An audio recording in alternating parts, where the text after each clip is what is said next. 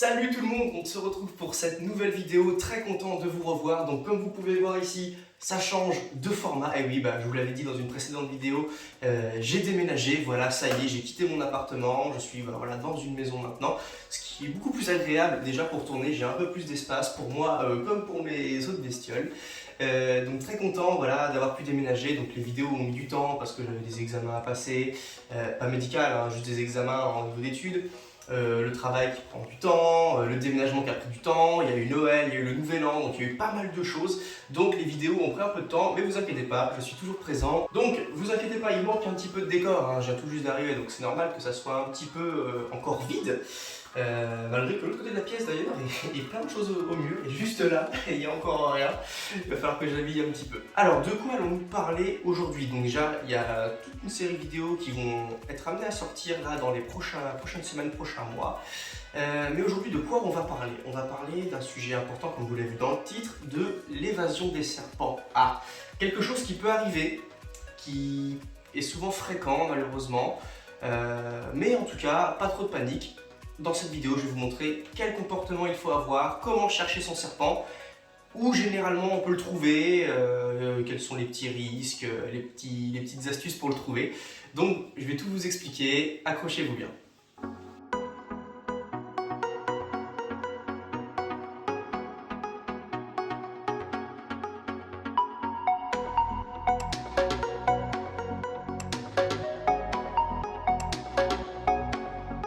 Alors tout d'abord, les évasions d'un serpent. Donc un serpent on sait, hein, c'est très fort en évasion, mais également c'est très fort en cache-cache. Ah oui, ça c'est super bien se planquer.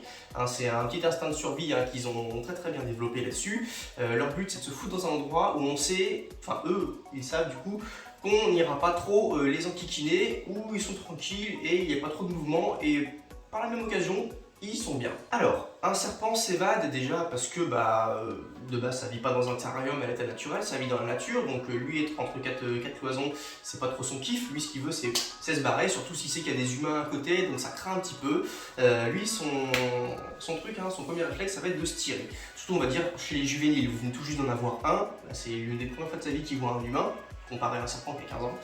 Donc il va pas être très bien habitué, donc il va réagir principalement par la fuite. Alors pourquoi aussi un serpent du coup va s'évader? Tout simplement par négligence humaine. Voilà. Vous avez par exemple mal fermé les vitres de vos terrariums, les aérations sont trop grandes, les passes-câbles sont un peu trop larges, ils arrivent à passer, parce qu'il faut pas se dire un juvénile, admettons qui est large comme mon petit doigt, va passer dans un espace qui est comme ça. C'est très bien s'aplatir, ça peut forcer, et puis de toute façon pour se barrer tout est bon. Donc s'il faut qu'il y passe une demi-heure pour passer un petit truc, il le fera. Donc principalement aussi un truc qui est très fréquent, les portes coulissantes. J'en ai déjà parlé, des portes coulissantes, des terrariums. Pour un adulte encore ça va, évidemment si l'adulte vous avez un python qui est comme ça, il ne va pas passer dans une porte qui est large de ça. Mais par contre il aura de la force, donc si vous n'avez rien pour bien les bloquer, il va pouvoir l'ouvrir de lui-même. Donc à bien faire attention aussi là-dessus. Principalement ça va sortir par les portes, parce qu'elles sont mal fermées par exemple, mal verrouillées. Même si elles sont à rabattement, elles peuvent être mal verrouillées, donc il y a juste à s'appuyer dessus, pouc, et elles s'ouvrent. Ou alors, comme je vous ai dit, les passes-câbles, là où il y a vos sondes qui viennent arriver avec les alimentations des tapis, etc. Là, ils peuvent passer par là, le toit qui soit mal refermé, un défaut de fabrication du terrarium. Il y a plein de choses, ou alors même tout simplement, je sais pas, vous êtes en manipulation avec, vous êtes avec une espèce qui est relativement rapide et nerveuse, surtout quand c'est petit. Vous le faites tomber, il se barre sous le canapé, le temps que vous réagissez, que vous levez, etc. Il a eu le temps de se planquer quelque part, le temps que vous commencez à chercher ou déplacer les trucs, vous n'avez pas vu mais il s'est barré ailleurs. Ça peut arriver aussi. J'ai moins vu ce genre de cas, mais ça arrive aussi. Alors, prenons l'exemple, tout simplement. Vous mettez votre serpent, tout content, vous avez reçu votre premier serpent, vous êtes heureux comme tout, vous avez acheté un super terrarium, il est prêt à faire feu. Et là, vous le mettez dedans, le lendemain matin, vous voulez bien voir votre serpent. Ah, il est plus là. Qu'est-ce qu'on fait? Qu'est-ce qu'on fait? Là, à partir de là, c'est quoi le principe de recherche? Parce que du coup, potentiellement, pendant plus de 12 heures, moins ou plus, au moins pendant 10 heures, votre serpent a largement eu le temps de se faire la malle. Alors, généralement, les serpents, ils vont se faire la malle où? C'est ça qu'on se pose la question. Il est caché où? Et il faut se dépêcher parce que plus le temps passe, plus il a le temps de se tirer ou pas. Ah. Alors, où chercher? Dans un premier temps, beaucoup de témoignages se rassemblent pour dire que quand le serpent fuit le terrarium, la plupart du temps, il est toujours dans les 2 mètres, 2-3 mètres, aux alentours du terrarium. Même des fois, si vous avez si votre terrarium est posé sur un support, un peu comme celui de Smoke, vous voyez, même Triomphe, il y a des petits compartiments sous mes meubles, et bien des fois, généralement, ils vont tout simplement aller se mettre dessous, dans les tiroirs qui sont dessous, même des fois dessus ou derrière. Généralement, la plupart du temps, ils vont rester dans l'environnement du terrarium parce que le point chaud est là, ils se sont barrés, tiens, ici c'est chaud, je suis planqué entre le mur et le terrarium ou entre 2 piles de livres, je reste là. La plupart du temps, c'est ça. Donc déjà, vous allez cerner la pièce du terrarium. Admettons, si vous êtes dans un bureau comme ici, vous allez fermer la porte, mettre un boudin par exemple ou du papier pour que le temps de vos recherches, si vous brassez et que vous ne voyez pas qu'il se barre ailleurs, au moins il ne puisse pas s'échapper. Vous partez toujours le point de départ, vous partez du point du terrarium. Vous fouillez déjà le terrarium, vous retournez le substrat, les gamelles d'eau, les décors s'il y en a, vous sortez tout et vous observez tout très méticuleusement, un par un, c'est très important parce qu'il peut être encore tout simplement planqué dans le terrain, mais vous ne savez pas où. Autour d'un bout de la lampe si vous avez une lampe à l'intérieur, planqué sous le tapis si votre tapis est à l'intérieur et que vous l'avez mal fixé, il peut être n'importe où, ça sait très bien se planquer, même chez lui. Donc vous partez du terrarium et vous élargissez en fait votre champ de recherche. Principalement, ce qu'il faut absolument se dire dans ces cas-là, c'est que là où vous allez vous dire « je pense pas qu'il y soit ici, j'irai pas fouiner là-bas », et bien généralement c'est là qu'il est. Parce que là où vous n'allez pas fouiner, en général, c'est là où vous allez le plus rarement dans votre vie courante, vous allez aller rarement, je sais pas, dans telle ou telle pièce, ouvrir tel ou tel tiroir, vous allez dire « bon non, il n'ira jamais là ». Et bien si, il faut vraiment vous dire, il faut fouiller partout, mais partout, partout, partout. Bon, si vous avez des murs complètement lisses, qui font 3 mètres de haut, et que vous avez une lampe, allez pas fouiller dans la lampe, évidemment il ne va pas grimper comme ça le long du mur, c'est pas non plus une araignée. Donc vous fouillez partout, vous fouillez entre les livres, dans vos tiroirs, au coin des murs. Généralement, il y en a beaucoup qui vont vouloir regarder au milieu de la pièce. Alors généralement, les serpents, quand ils vont s'évader, ils vont avoir besoin d'appui aussi pour se déplacer. Certes, ils vont ramper, mais ils vont aussi avoir besoin d'appui. Donc ils vont souvent longer les murs, les pieds des meubles de bureau, de chaises, etc. Il va leur falloir un petit peu d'appui. Donc il est plus souvent, et même du coup ça sera mieux pour eux pour se planquer, ils vont souvent plus se déplacer sur les coins de pièce que pile poil dans le milieu de la pièce où c'est totalement vide, où il n'y a rien du coup. Donc élargissez bien, retournez tout à 100%. La moindre feuille de papier, l'ordinateur, des chaussons qui traînent, des vêtements, des draps, secouez tout. Bon, quand vous secouez, faites pas ça dehors non plus parce que s'il est dedans, le machin il va faire catapulte et il va se retrouver 20 mètres plus loin. Donc ça va pas être très bon pour lui. Allez-y quand même gentiment. Mais le truc c'est qu'il faut vraiment fouiller avec un investissement très puissant. Très très puissant parce que surtout comme je vous dis, si vous avez un juvénile qui s'est fait la malle, il va se faire très petit. Et en fonction de la mutation que vous allez avoir et de l'espèce de ce serpent, eh ben, ces couleurs vont plus ou moins bien se camoufler. Donc ça se trouve des fois vous allez passer devant, vous allez le voir, et au final, comme il est bien camouflé, que vous n'avez pas assez prêté attention, eh ben, vous allez passer à côté. Et lui, après vous allez dire, c'est rien que je refouille là, j'ai déjà fouillé ici. Alors que pourtant vous êtes passé devant. Ensuite, une fois que vous avez fait la pièce, eh ben, vous pouvez passer à la pièce suivante, et élargir en fait votre champ de recherche comme ça, petit à petit. Principalement, ils vont aussi adorer se mettre là où il y a des points chauds, logique. Alors où il peut y avoir des points chauds dans la maison, et bien déjà partout où vous avez des prises, que ce soit des prises pour téléphone, les prises de la télé, les prises de la box, tous ces petits boîtiers émettent de la chaleur. Alors ils n'émettent pas de la chaleur à 30 degrés, mais ça émet quand même de la chaleur suffisamment pour que le serpent puisse le repérer et venir s'y planquer. Et en plus, généralement, ces prises-là sont toujours derrière un mur, derrière un meuble, etc. Donc une planque éventuelle pour lui. Évidemment, fouillez tout ce qui est appareil électroménager, j'entends bien les frigos, regardez sous le frigo, regardez derrière le frigo, regardez pas dedans le frigo, ça sert à rien, il n'y a pas dedans, il fait froid. Vous regardez évidemment tout ce qui est derrière les micro-ondes, par exemple, ballon d'eau chaude, si vous en avez un, vous savez, il y a un petit capot dans les ballons d'eau chaude, là où il y a les fils qui arrivent dedans. Ils peuvent se mettre dedans, ça peut passer aussi, il y a une petite résistance qui est là, donc ça chauffe, donc il peut y être bien. Tous les appareils électroménagers, toutes vos prises, vous contrôlez tout. Ça n'est pas aussi systématiquement à ras-le-sol, hein, évidemment. Il peut être un petit peu en l'air. Si vous avez un bureau, il a très bien pu monter le long d'une chaise, rattraper le bureau, monter sur une étagère via les livres, via les lampes, etc.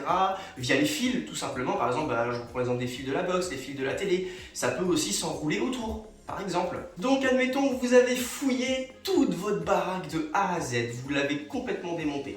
Un truc important aussi, les canapés. Et oui, les canapés, si vous avez par exemple un canapé, vous savez, qui se soulève, je parle pas d'un clic-clac, enfin clic-clac aussi évidemment, mais où dedans, des fois, il faut ranger les couvertures, ou vous avez le canapé avec le lit qui se déplie, par exemple.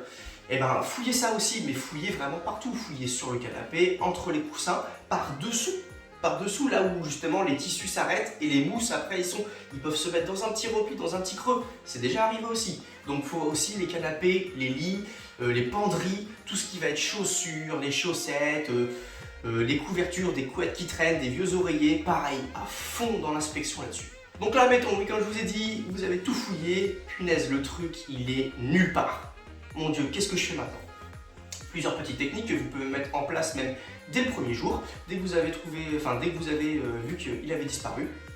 Dans un premier temps, je peux vous conseiller de mettre de la farine. Alors c'est pas pour faire des crêpes, mais devant chaque porte, devant des couloirs, dans des coins, dans des endroits stratégiques, vous allez étendre de la farine à peu près comme ça, là, comme je vous montre, pour tout simplement que si pendant la nuit ou la journée, n'importe quand, et ben, votre serpent passe par une pièce, sort d'une pièce ou rentre dans une autre, et ben, avec la farine, vous allez pouvoir, pas exactement le suivre à la trace, ça va pas suivre très très longtemps, mais vous dire, bah tiens, la farine, il y a un trou, il y a des traces d'ondulation, il est passé par là. Donc ça vous donne déjà un peu un ordre d'idée vers où chercher, savoir ce que vous cherchez dans une pièce, direction l'autre, etc. Donc mettez de la farine au niveau de toutes vos portes, de tous vos endroits de passage. Ensuite, ce que vous pouvez faire, bon, en hiver c'est un peu plus compliqué, en été ça l'est aussi, mais dans des endroits un peu où quand on sort de l'hiver ou quand on y rentre, dans des endroits où il fait frais mais pas trop non plus, si votre maison est bien isolée, ça va être de par exemple couper tous les radiateurs de la maison. Vous coupez tout pour qu'en fait la température redescende. Mais par exemple dans une autre pièce, comme par exemple je sais pas, le bureau par ici, là où sont les terrariums de base, et ben vous allez mettre le chauffage. Et même limite, je sais que l'électricité coûte cher, mais l'augmenter un petit peu, je dirais, pour que la température en fait de la maison en général chute, mais qu'il n'y ait qu'une pièce qui justement va être chaude. Du coup votre serpent va dire bah tiens, je me déchaîne un peu ici, on va aller voir ailleurs, il va revenir dans la pièce où il fait chaud et à partir de là vous allez pouvoir le coincer si je vais aller par là. Et si vous avez mis de la farine, vous allez peut-être voir une trace qui rentre. Inversement, je dirais que si admettons vous voulez augmenter la pièce où il se situe en termes de chaleur, bah en fait il va pas bouger, il fait bon, il va y rester. Et ben du coup dans les jours d'après ou les semaines d'après, faire l'inverse, du coup couper en chaleur la pièce où il y a les terrariums et remettre les chauffages ailleurs. Comme ça, s'il est dans la pièce en question, il va sortir, aller se mettre au chaud ailleurs. Évidemment, un serpent peut se planquer très longtemps et plus il sera vieux, plus la partie cache-cache va pouvoir durer longtemps. Si vous avez un juvénile qui a 1 mois, à un moment donné, il va falloir qu'il mange, il va falloir qu'il boit. Donc, il ne va pas pouvoir tenir très longtemps sur ses réserves. Donc, il va forcément sortir chasser pour trouver à manger. Plus il va être vieux, plus il va pouvoir tenir longtemps. Il y a des vieux qui peuvent tenir, je pense, lui, pas très loin de 1 an. Je dirais même pour un juvénile qui a entre 1 et 3 mois, ne serait-ce qu'un peu plus, il peut facilement peut-être tenir sans manger, peut-être 1 ou 2 mois. Après, ça commence à être très critique. Mais déjà, dites-vous que si vous ne le trouvez pas dans la première semaine, ne vous dites pas il est mort, les recherches sont perdues. Non, non, il est sans doute dans un endroit bien planqué, il ne bouge pas pour que son stress redescende et pour que lui se calme, etc. Ça peut être très très patient et sortira par la suite. Donc, au bout d'une semaine, ne vous dites pas c'est peine perdue, on ne le retrouvera jamais. N'hésitez pas aussi à checker les points humides. Et oui, tout ce qui va être salle de bain, les points d'eau, sous les éviers, etc. Les points humides, c'est bien parce que il leur faut aussi de l'humidité à ces petites bébêtes. Donc, elles vont avoir besoin d'humidité un petit peu. Donc, la salle de bain, par exemple, sous les siphons des éviers, n'est pas non plus un endroit à négliger en termes de recherche. Vous pouvez également, si pour vous aider dans vos recherches, prendre une caméra thermique. Alors, je sais ce que vous allez me dire, oui, un serpent, ça a le sang froid, donc ça n'a pas vraiment le sang froid, ça a un sang tempéré. Quand il fait froid, il va devenir froid, quand il fait chaud, il aura chaud, donc ça n'a pas uniquement un sang froid.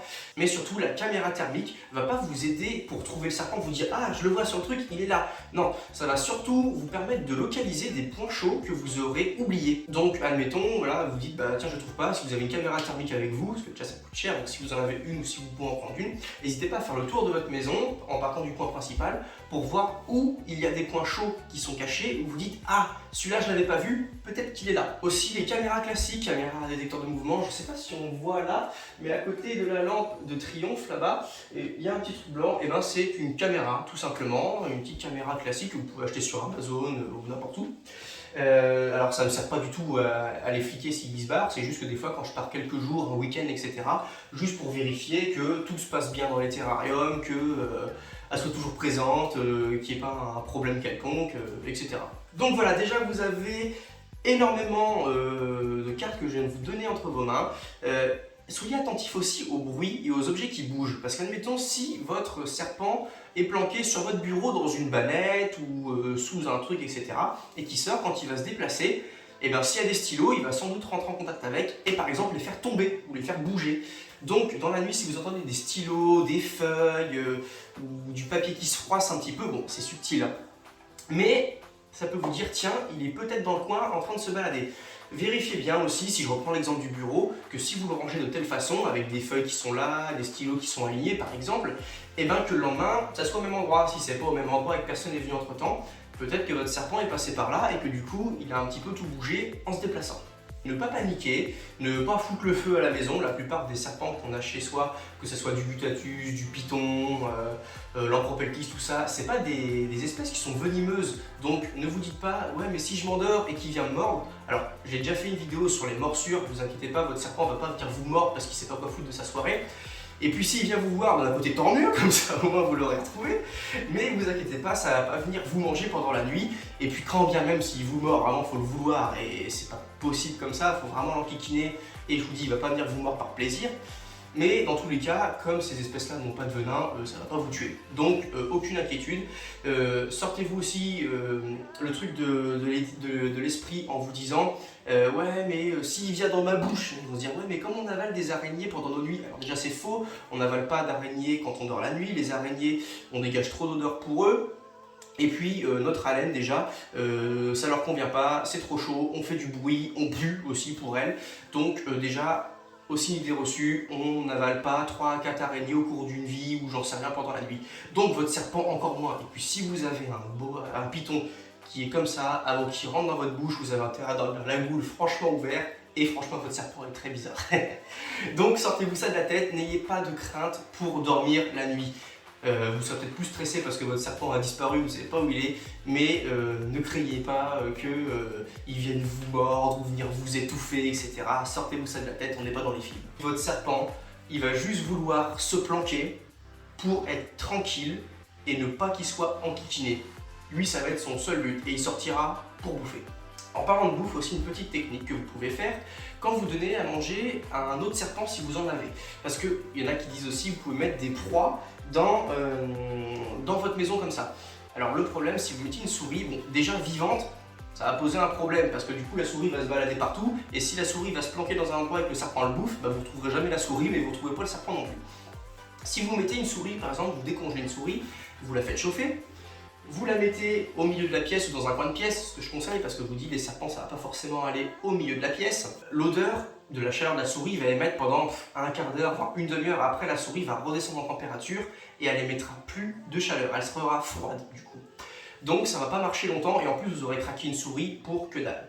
Donc, mais si par contre vous avez d'autres serpents, et bien ce que vous pouvez faire quand vous décongelez par exemple une souris, même classique, moi ce que je fais, vous avez vu dans des vidéos, que une fois que je la sors de l'eau, je l'essuie avec du sopalin, voilà, et après bah, je la donne. Et ben moi ce que je peux vous conseiller, c'est ce sopalin, une fois qu'il est imbibé de l'eau où la souris a baigné dedans, va forcément y avoir de l'odeur, et ben justement ces sopalins trempés, mettez dans des coins de pièce évidemment en face d'une caméra par exemple, et justement vous allez pouvoir voir votre serpent qui vient acheter un œil parce que il y a une petite odeur de souris. Un truc que j'ai pas pensé qui est très super facile à faire, c'est des pièges à eau chaude. Alors c'est quoi tout simplement? Très simple. Vous prenez une bouteille d'eau, vous la remplissez avant d'aller vous coucher d'eau bouillante, complètement bouillante. Vous mettez un linge autour quand même, parce que sinon si le serpent va dessus, il risque de se brûler un peu. Donc le but c'est pas non plus de le brûler. Vous mettez une écharpe, du sopalin autour, vous le mettez dans un coin de pièce et vous mettez une caméra en face. Il sera attiré par le point chaud. Moi, ce que je peux vous conseiller aussi, vous prenez une boîte Tupperware assez grosse qui se referme, vous savez. Vous prenez une bouteille de la même taille que le tupperware, vous la mettez en eau chaude, vous enrubanez de sopalin pour pas que ce soit trop brûlant. Vous mettez dedans, vous mettez un peu de substrat dans le reste de la boîte et vous refermez à moitié pour qu'il y ait une petite ouverture. Comme ça, le serpent va se dire tiens, il fait chaud, il y a du substrat, pourquoi pas, c'est bien, ça fait un petit matelas. Et comme c'est fermé, ça veut peut-être dire que du coup, eh ben, j'y serai tranquille, c'est fermé, il n'y a pas de lumière, peut-être que personne ne viendra m'enquiquiner et il ira se mettre dedans. Toujours évidemment en face d'une caméra par exemple pour le contrôler, ou alors le matin, comme les collés, vous allez relever votre truc, voir si votre serpent n'est pas dedans. Après, il y a des techniques aussi que vous pouvez faire. Tout simplement prendre une bouteille, mettre du sopalin à l'intérieur et faire ressortir le revêtement pour qu'en fait votre serpent rentre à l'intérieur de la bouteille, mais qu'en fait c'est du sopalin pour que ça soit un peu confortable et ça fait un peu un effet isolation, donc un peu de chaleur pour qu'il puisse être bien à l'intérieur. Enfin bref, des techniques, il y en a pas mal. Je vous en ai dit quand même quelques-unes, donc j'espère que ça peut vous aider si vous avez une évasion de serpent. Donc comme je vous ai dit, ne paniquez pas, fermez bien vos pièces, prenez le temps de tout fouiller gentiment. Partez du terrarium, élargissez vos recherches, il y a la farine, les points chauds, des petits pièges. Alors quand je dis des pièges évidemment, ah oui, quand je dis des pièges évidemment, hein, ne mettez pas des pièges à souris, mais aussi ne mettez pas de répulsif à serpent, n'allez pas à Brico et acheter un répulsif à serpent que vous allez mettre partout pour le faire sortir, parce que ça risque du coup de le tuer au passage, ou alors de lui faire de très très jolis dégâts. Et là du coup vous allez la retrouver, mais soit il va être mort ou ça va vous coûter bonbon en veto. Voilà. J'espère que j'ai à peu près tout dit dans cette vidéo. Je suis content. D'autres vidéos vont arriver par la suite et un de ces quatre, dans les vidéos qui vont arriver, il va y avoir un petit jeu concours que je vais organiser avec des petits lots. Alors c'est pas grand chose, mais quand même des petits lots que je peux vous faire gagner. Donc voilà, j'espère que ça peut vous intéresser ce nouveau concept. Si vous avez des questions sur les évasions de serpents ou même des témoignages, faites-en part dans les commentaires parce que chacun a un peu sa propre technique. Et aussi ses expériences, il y en a qui vont dire bah moi tiens il s'est échappé, je l'ai retrouvé au bout de X semaines à X endroit. Et du coup ça peut vous orienter à vous dire ah oui tiens c'est vrai, j'ai pas pensé à regarder entre les DVD ou dans ma pile de livres ou sous le lit là dans le coin où j'avais rangé un truc il y a longtemps. Franchement il faut regarder partout, donc si vous avez des conseils et des expériences à partager, n'hésitez pas dans les commentaires, j'ai sans doute oublié plein de trucs. Mais voilà le principal. Très content de vous avoir retrouvé et moi je vous dis à la prochaine.